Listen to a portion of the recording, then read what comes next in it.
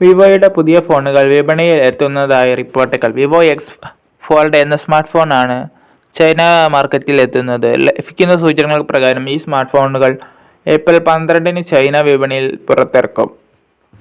മികച്ച ഫീച്ചറുകൾ ഉൾക്കൊള്ളിച്ചുകൊണ്ടാണ് വിവോയുടെ ഫോണുകൾ എത്തുന്നത്. 7 ഇഞ്ചിന്റെ OLED ഡിസ്പ്ലേ തന്നെ ഈ ഫോണുകൾക്ക് പ്രതീക്ഷിക്കാം.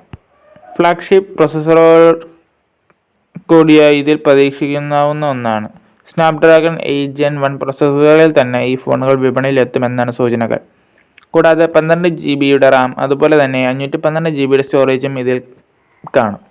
50 മെഗാപിക്സലിന്റെ ക്യാമറകൾ തന്നെ ഫോണുകൾ വിപണിയിൽ എത്തുമെന്നാണ് പ്രതീക്ഷിക്കുന്നത്. അതുപോലെ തന്നെ 5000 mAh ബാറ്ററി 80 വാട്ട് ഫാസ്റ്റ് ചാർജിങ്ങോട് കൂടിയായിരിക്കും എത്തുക.